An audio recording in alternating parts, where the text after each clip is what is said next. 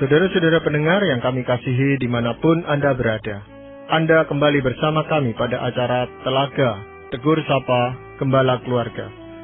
Saya Gunawan Santoso dari Lembaga Bina Keluarga Kristen akan berbincang-bincang dengan Bapak Pendeta Dr. Paul Gunadi. Beliau adalah seorang pakar dalam bidang konseling serta dosen di Seminari Alkitab Asia Tenggara, Malang. Perbincangan kami kali ini tentang tatkala badai menerpa. Kami percaya acara ini pasti bermanfaat bagi kita sekalian dan dari studio kami mengucapkan selamat mengikuti.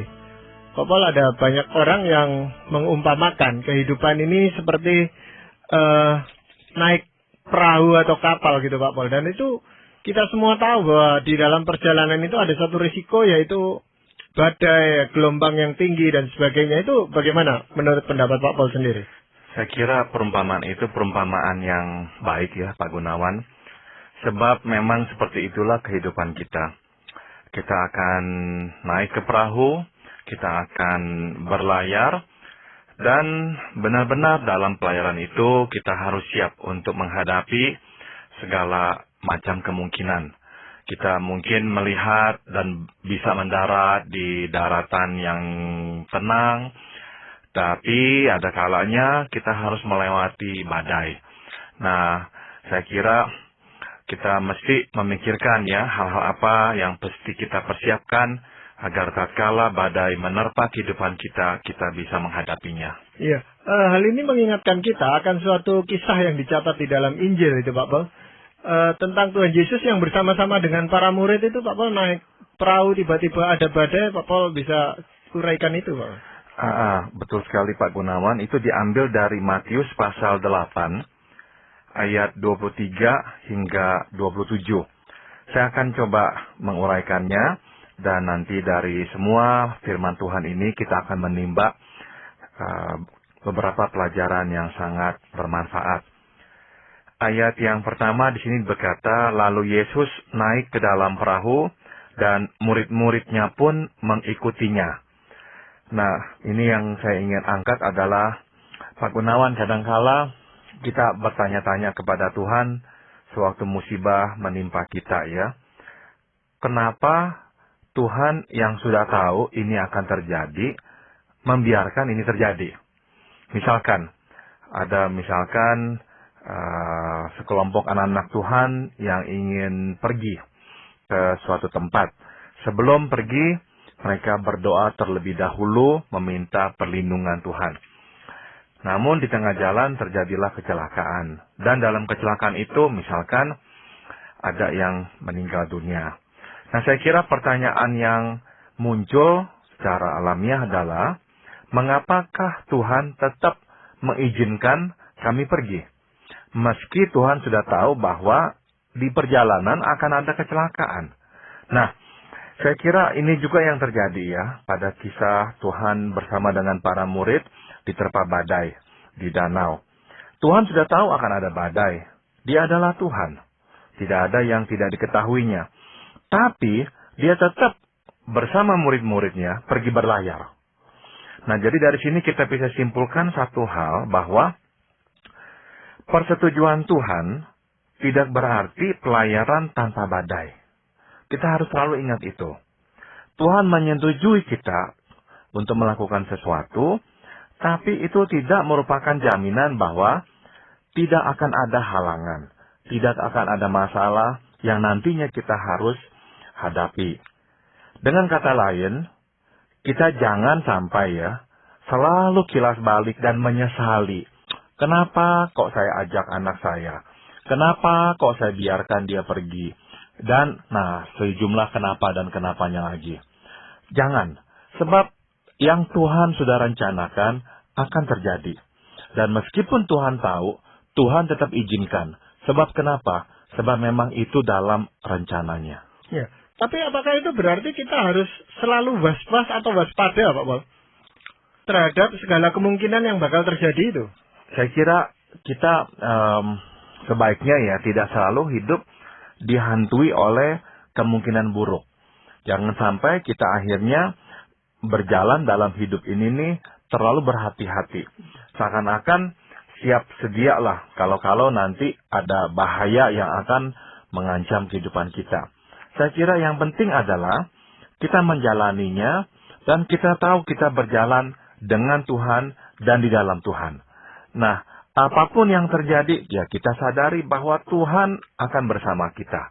Dan ini yang penting, kita tetap berada dalam rencananya. Kadang-kadang karena adanya masalah ya, kita kemudian menyesali dan berkata, ya pasti ini bukan kehendak Tuhan. Oh tidak. Tidak ya, belum tentu ini bukan kehendak Tuhan. Sebab sekali lagi, kita terlalu sering mengidentikan berkat Tuhan dengan kelancaran. Belum tentu. Waktu Tuhan berkenan, itu tidak selalu berarti tidak akan ada hambatan. Jadi waktu kita misalkan ingin memulai sebuah usaha, kita berdoa, meminta Tuhan menuntun. Dan kita akhirnya melihat Tuhan menuntun. Kita jalankan usaha kita. Di tengah jalan, kita mungkin saja mengalami kerugian. Nah, jangan buru-buru berkata, pasti ini saya keliru. Kalau kita dengan tulus memikirkan tentang usaha ini, meminta masukan-masukan dan berdoa terus ya, benar-benar memohon tuntunan Tuhan. Dan ya apa yang telah kita simpulkan, ya menunjukkan memang oke, Tuhan sudah menyetujui. Jalani. Dan waktu ada masalah, jangan tergesa-gesa berkata, pasti saya salah menafsir kehendak Tuhan. Nah ini nih, hati-hati ya. Sebab saya kira kadang-kadang kita sebagai orang Kristen terlalu cepat menyalahkan diri kita. Ya. Tapi yang seringkali membuat kita panik itu karena badai itu Pak Paul, atau masalah yang timbul itu datangnya itu secara tiba-tiba gitu Pak Paul. Nah itu yang memang dikatakan di firman Tuhan, sekonyong-konyong mengamuklah angin ribut di danau itu, sehingga perahu itu ditimbus gelombang, tetapi Yesus tidur. Nah, memang sekonyong-konyong itu memang sesuatu yang terjadi tidak diduga ya. Para murid adalah nelayan, jadi seharusnya mereka bisa mereka ya, menebak apakah akan ada badai apa tidak. Nah, kenapa mereka sampai tidak bisa menebak akan ada badai? Sebab mereka memang tidak melihat tanda-tanda akan adanya badai. Dengan kata lain, mereka telah mempersiapkan diri sebaik-baiknya. Namun di tengah jalan, sekonyong-konyong badai datang. Jadi dalam hidup kita pun perlu seperti itu Pak Gunawan. Kita persiapkan hidup kita. Langkah kita rencanakan sebaik-baiknya. Ya, jangan sembarangan. Jangan membuat rencana-rencana yang tanpa ada persiapan. Jangan, siapkan sebaik-baiknya. Tapi ya juga siap-siap kalau misalkan sekonyong-konyong ada badai yang menerpa. Nah, poin lain yang ingin saya angkat di sini adalah badai ini nih menerpa para murid Tuhan. Badai tidak hanya menerpa orang yang bukan murid Tuhan. Badai bisa menerpa pengikut-pengikut Tuhan yang setia. Artinya apa? Artinya pengikut Tuhan tidak terkecualikan dari badai kehidupan. Nah, kadang-kadang kan kita ini beranggapan kalau kita sudah setia mengikut Tuhan, maka Tuhan akan selalu meluruskan jalan kita dan menghalau segala bencana. Tidak selalu begitu. Ada kalanya Tuhan membiarkan bencana datang menghampiri kita. Iya, dan seringkali musibah yang datang ini luar biasa besarnya gitu Pak Paul. Sehingga kita sendiri merasa, wah ini bisa tenggelam ini kalau gini caranya ini. Bisa tidak tahan gitu Pak Paul. Betul sekali. Di Alkitab dikatakan bahwa perahu itu ditimbus gelombang. Artinya air masuk ke perahu. Diombang-ambingkan oleh gelombang berbeda dengan perahu dimasuki air. Diombang-ambingkan gelombang mungkin saja memang ya memusingkan kepala, tapi kita masih bisa bertahan. Namun kalau air sudah masuk ke dalam perahu, itu berarti dalam hitungan waktu, maka perahu kita akan tenggelam. Jadi itulah yang dialami oleh para murid. Jadi ini benar-benar bencana yang serius Pak Gunawan. Bukan sembarang bencana. Nah kadang-kadang inilah yang kita alami sebagai anak Tuhan. Kita menghadapi masalah yang sangat berat. Begitu beratnya sehingga kita rasanya tidak sanggup lagi. Kita benar-benar merasa kita akan tenggelam di dalam masalah itu. Dan seperti itulah kadang-kadang masalah yang datang. Saya teringat akan seorang penulis lagu, Pak Gunawan, yang bernama H.G. Spafford. Dia seorang pengusaha, mempunyai 3 putri, dan suatu kali sekeluarga ingin pergi berjalan-jalan ke Eropa. Jadi dari Amerika menyeberang lautan Atlantik ke Eropa. Pada hari mau berangkat, dia membatalkan karena dia ada urusan bisnis. Jadi dia minta istri dan ketiga putrinya untuk berlayar terlebih dahulu. Apa daya, di tengah jalan di lautan Atlantik, kapal itu karam. 3 putrinya meninggal dunia dan hanya istrinya yang tetap hidup. Istrinya mengirim kawat kepadanya dan berkata, hanya saya yang hidup. Nah, dalam perjalanan menjemput istrinya lah di tengah lautan Atlantik, H.G. Spafford menulis lagu Nyamanlah Jiwaku. It is well with my soul. Nah, dengan kata lain, dia kuat sekali, Pak Gunawan. Dalam keadaan seperti itu, dia masih kuat ya. Terus dia berkata ya, dalam lirik lagunya, meskipun badai, gelombang menerpa ya, dia masih tetap akan kuat dan berkata, tidak apa-apa, nyamanlah jiwaku, kuatlah jiwaku, tenanglah jiwaku. Tapi ini Pak Gunawan, cerita ini tidak berakhir di sini. Apa yang terjadi kemudian adalah belakangan anaknya yang laki meninggal dunia. Tidak dijelaskan kenapa, mungkin karena sakit. Nah, akibat kematian anaknya itu tuh gereja, nah ini kita membicarakan di abad ke-18 atau ke-19 ya. Gereja itu tuh beranggapan bahwa Spafford itu pasti bergaul dengan kuasa gelap, dengan iblis. Maka dia dikutuk oleh Tuhan dan anak-anaknya itu tuh dibuat tumbal dan sebagainya. Akibatnya dia dikucilkan oleh gereja. Dan pada saat itu, kalau dikucilkan oleh gereja berarti dikucilkan dari komunitas tempatnya hidup. Itulah yang membuat dia tidak tahan. Dia terpukul sekali dan akhirnya sakit jiwa. Dalam keadaan sakit jiwa itulah dia meminta istrinya untuk pulang ke Israel. Dia orang Amerika. Tapi dia dalam sakit jiwa beranggapan dia Mesias. Dialah yang dijanjikan oleh Tuhan untuk datang nanti. Nah, karena Alkitab mencatat bahwa Mesias akan turun di Bukit Zaitun, dia berkata dia harus ada di Israel dan turun di Bukit Zaitun. Dan akhirnya meninggal dunia di Israel dalam keadaan sakit jiwa. Dengan kata lain, yang terjadi pada Spafford bukan saja gelombang masuk ke dalam perahunya, Pak Gunawan. Perahunya pecah. Jadi benar-benar kadangkala goncangan dalam hidup datang terlalu berat. Dan akhirnya sanggup memecahkan perahu kehidupan kita. Nah, ini bisa terjadi juga pada orang-orang beriman. Ya, tadi di bagian ayat yang Pak Paul bacakan, itu ada satu bagian kalimat yang mengatakan, tapi Tuhan Yesus tidur, Pak. Betul sekali. Nah, kata tetapi ya Pak Gunawan, menandakan kondisi yang berlawanan dengan kondisi sebelumnya ya. Nah, kondisi sebelumnya apa? Panik. Para murid sedang sibuk-sibuknya menguras air, mungkin menegakkan layar karena badai yang begitu besar. Tetapi Yesus tidur. Artinya kontras sekali. Para murid panik, Tuhan sangat tenang. Nah, artinya apa? Artinya adalah Tuhan ingin menyatakan kepada para murid bahwa Dia adalah Tuhan, sehingga meskipun matanya terpejam, Dia tetap memegang kendali atas apa yang terjadi. Murid-murid mengenal Dia hanyalah sebagai seorang guru, seorang rabi. Mereka tidak menyadari bahwa yang bersama mereka adalah anak Allah sendiri. Adalah Allah yang menjadi manusia. Nah, Tuhan Yesus ingin ya mengajarkan kepada para murid, aku bukan hanya manusia. Aku memang manusia, tapi aku adalah Allah yang menjelma menjadi manusia. Maka meski mataku terpejam, aku tidak kehilangan kendali atas apa yang terjadi. Nah, jadi inilah pelajaran yang bisa kita petik juga Pak Gunawan. Kadangkala kita kok melihat Tuhan itu kok nggak berbuat apa-apa ya. Seolah-olah Tuhan tertidur. Tapi jangan sampai kita beranggapan Tuhan tertidur. Tuhan tidak akan tertidur. Meskipun seolah-olah Tuhan tidak berbuat apa-apa, Dia tetap memegang kendali atas apa yang terjadi dalam hidup kita ini.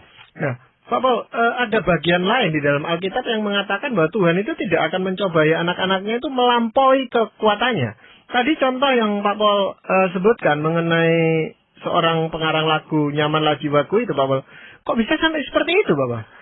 Karena ini Pak Gunawan, pelajaran yang kita bisa petik adalah Tuhan tidak akan mencobai kita melampaui kekuatan kita. Bahkan pada saat itu pun Tuhan akan memberikan jalan keluar kepada kita. Dengan kata lain, ada andil manusia juga. Kalau sampai manusianya tidak sanggup lagi menahan beban yang Tuhan embankan kepadanya. Sebab Tuhan pernah berkata juga bahwa belajarlah dariku. Ya, belajarlah dariku. Bahwa aku ini rendah hati dan lembut. Ya, dan bahwa bebanku itu ringan. Nah, itulah yang Tuhan katakan. Jadi, kalau sampai kita tidak sanggup, berarti apa? Ada bagian-bagian kita. Tanggung jawab kita yang kita juga harus pikul. Saya tidak bisa menghakimi pengarang lagu ini, tapi saya hanya bisa berkesimpulan bahwa sebetulnya ada hal-hal yang kemungkinan besar bisa dia lakukan dalam masa-masa sulit itu. Namun mungkin dia tidak lakukan. Sehingga akhirnya dia harus memikul beban itu sendirian dan menanggung derita seperti itu. Jadi, setiap kali kita mengalami kesusahan sebesar apapun, Tuhan akan menyediakan bantuannya, jalan keluarnya. Nah, bagian kita adalah untuk dengan rendah hati melihat apa yang perlu kita koreksi pada diri kita, bantuan seperti apakah yang harus kita misalkan gunakan. Saya akan berikan satu contoh yang lain, Pak Gunawan. Beberapa tahun yang lalu ada seorang istri rektor perguruan tinggi Kristen di Amerika, namanya Vivian Felix. Dia didiagnosis dengan kanker. Nah, waktu dia menerima diagnosis tersebut, dia sangat kaget ya. Nah, dalam masa-masa sakitnya, dia dikunjungi oleh pendeta Jack Hayford. Pendeta Jack Hayford itu pengarang lagu Majesty atau Mulia. Nah, dia memberikan nasihat yang sangat indah kepada Ibu Vivian Felix. Dia berkata, nomor satu ya, bahwa Ibu Vivian Felix, janganlah engkau takut, merasa takut. Nah, itu nasihat yang indah. Kadang-kadang kita itu tuh mengharamkan takut. Tidak. Maka pendeta Hayford berkata, janganlah takut untuk merasa takut. Tidak apa-apa merasa takut. Itu manusiawi. Kedua nasihatnya kepada Ibu Vivian Felix adalah, inilah saatnya bagi kamu mengizinkan orang lain mengulurkan tangan dan menolongmu. Kadang-kadang dalam penderitaan kita menutup pintu, Pak Gunawan. Kita tidak mengizinkan orang datang menolong kita. Kadang-kadang karena kekerasan hati kita dalam menghadapi problem, kita akhirnya makin menjerumuskan diri kita ke dalam masalah yang lebih berat lagi. Nah, saya kira itulah andil-andil kita yang membuat masalah makin parah. Tuhan menyediakan jalan keluarnya, tapi kita tidak menggunakannya. Ya, ada yang menarik dari apa yang dicatat di dalam kitab Injil Matius tadi, Pak Paul, di mana para murid itu masih sadar bahwa Tuhan Yesus itu ada di situ. Ya. Sehingga dia membangunkan Tuhan Yesus itu, Pak Paul. Betul. Nah, ini suatu tindakan yang memang bagi saya sangat baik ya, sangat indah sekali. Sebabnya begini Pak Gunawan, pertama-tama adalah waktu kita melihat Tuhan tertidur ya, meskipun kita bisa berkata, oh Tuhan itu tuh tetap memegang kendali. Namun, kok dia diam-diam saja? Nah, waktu kita melihat kok dia diam-diam saja ya, itu tuh mudah sekali membuat kita merasa Tuhan tidak peduli. Ya, Tuhan kok tidak peduli. Kita begini susah, kita begini menderita, kok Tuhan kok nggak berbuat apa-apa. Nah, tampaknya inilah yang juga dirasakan oleh para murid. Maka waktu mereka datang membangunkan Tuhan, yang mereka katakan adalah, tolonglah. Ya, Tuhan tolonglah, kita binasa. Tersirat dalam perkataan itu seolah-olah, kok engkau diam saja, kok engkau tidak berbuat sesuatu menolong. Kita kan hampir mati ini nih. Nah, sekali lagi saya kira ini adalah ungkapan manusiawi, Pak Gunawan. Dalam penderitaan kita berharap Tuhan berbuat sesuatu. Dan tatkala Tuhan kok sepertinya tidak berbuat sesuatu, kita akan kecewa. Dan kita akan berkata, kok engkau nggak berbuat apa-apa, dengan kami ini nih hampir binasa. Namun pelajaran yang bisa kita petik adalah, tetap datanglah kepada Tuhan. Meskipun kecewa, meskipun bertanya-tanya, kok Tuhan tidak berbuat apa-apa, tetap datang kepada Tuhan. Artinya apa? Tetap berdoa. Jangan berhenti berharap. Saya kira ini pegangan kita sebagai seorang Kristen. Kita bisa kehilangan keluarga kita, bisa kehilangan orang yang kita kasihi, bisa kehilangan pekerjaan kita bisa kehilangan anak kita. Tapi jangan sampai kita kehilangan pengharapan.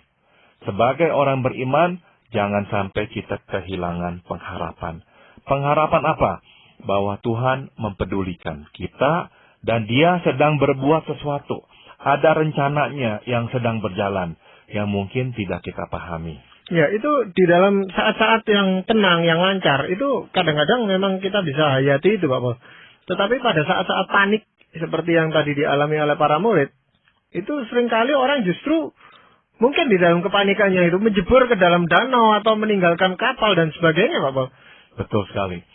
Dalam keadaan kepanikan, memang cenderung kita itu tuh mengambil langkah-langkah yang tidak kita pikir panjang. Saya kira sampai batas tertentu Tuhan memaklumi kemanusiawian kita itu. Namun tetap Dia mengingatkan ya, Dia berkata, mengapa kamu takut? Kamu yang kurang percaya. Nah, lalu bangunlah Yesus menghardik angin dan danau itu, maka danau itu menjadi teduh kembali. Dengan kata lain, Tuhan menenangkan badai dengan sekejap. Ya, Tuhan menunjukkan bahwa masalah sebesar ini sebetulnya sangat kecil bagi Dia. Tapi ada sesuatu hal yang lebih penting daripada sekadar meneduhkan badai yang ingin Dia ajarkan kepada para murid. Yaitu apa? Dia ingin mengajarkan kepada para murid bahwa Dialah Tuhan. Dan untuk dapat mengajarkan pelajaran itu dengan jelas, Dia harus mengizinkan badai itu datang. Jadi kadang-kadang kita akan diizinkan Tuhan menerima badai dalam hidup ini, agar kita melihat kuasa Tuhan yang lebih besar lagi. Agar kita melihat rencana Tuhan yang lebih indah lagi. Kadang-kadang, kalau kita hanya mengangkat misalnya beban ya, barbel ya, 1 kilo, kita berpikir kekuatan kita hanyalah 1 kilo.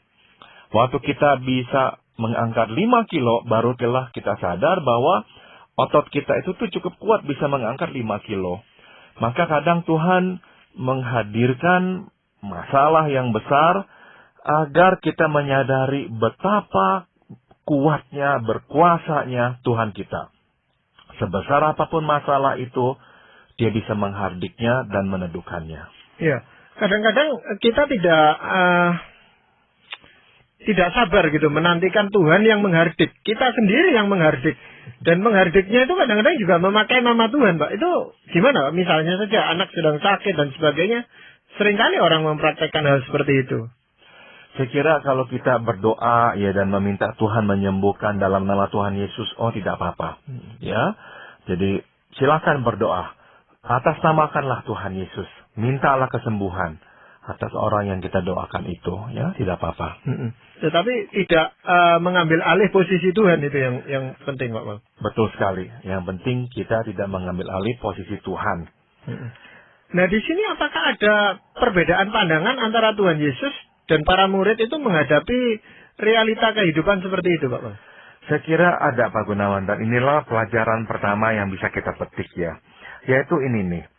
Yaitu perbedaan fokus dapat mengakibatkan perbedaan sikap ya. Para murid memfokuskan pada badai ya, dan luput memfokuskan pada Yesus sebagai Tuhan mereka. Akhirnya mereka memang ya dikuasai oleh ketakutan itu sendiri. Jadi yang Tuhan minta, pertama-tama fokus itu harus tepat. Kalau kita menghadapi problem, fokus yang lebih harus kita berikan adalah pada Tuhan, bukan pada problem itu. Kita terus berharap dan berharap. Melihat terus kepada Tuhan, menghampiri Tuhan, baca firman-Nya, berdoa terus. Nah, itu tuh langkah pertama. Fokus kita selalu pada Tuhan dulu, baru pada problemnya. Pelajaran kedua yang ingin saya angkat di sini adalah, yang terpenting bukanlah apa yang terjadi, melainkan siapa yang menjadikan. Ya, apa yang terjadi itu tuh macam-macam dalam hidup ini, Pak Gunawan. Dan kita nggak bisa kontrol semuanya, dan tidak ada gunanya terus-menerus mengkhawatirkan apa yang terjadi. Terlalu banyak. Pegangan kita adalah siapa yang menjadikan. Siapa yang menjadikan alam semesta ini? Siapa yang menjadikan manusia? Ya, siapa yang menjadikan semua ini? Tuhan. Nah, kita tahu siapa yang menjadikan itulah yang bersama kita. Dan kita nantinya akan bisa menghadapi apa yang terjadi. Iya, mungkin kita memang tidak bisa menghindarkan badai di dalam kehidupan ini, Pak Paul, tetapi kita bisa mengundang Tuhan di dalam hidup ini untuk berlayar bersama-sama dengan kita, dan biar Dia yang menjadi nahkoda di dalam kehidupan ini. Tepat sekali. Iya, terima kasih sekali Pak Paul untuk perbincangan kali ini. Dan para pendengar sekalian, kami mengucapkan banyak terima kasih Anda telah mengikuti perbincangan kami dengan Bapak Pendeta Dr. Paul Gunadi dalam acara Telaga, Tegur Sapa Gembala Keluarga. Kami baru saja berbincang-bincang tentang tatkala badai menerpa. Bagi Anda yang berminat untuk mengetahui lebih lanjut mengenai acara ini, silakan Anda menghubungi kami lewat surat. Alamatkan surat Anda ke Lembaga Bina Keluarga Kristen atau LBKK, Jalan Cimanuk 58, Malang. Anda juga dapat menggunakan email dengan alamat telaga@indo.net.id. Kami persilakan juga Anda mengunjungi situs kami di www.telaga.org. Kritik-kritik, saran, serta tanggapan Anda sangat kami nantikan. Akhirnya dari studio kami mengucapkan banyak terima kasih atas perhatian Anda dan sampai jumpa pada acara Telaga yang akan datang.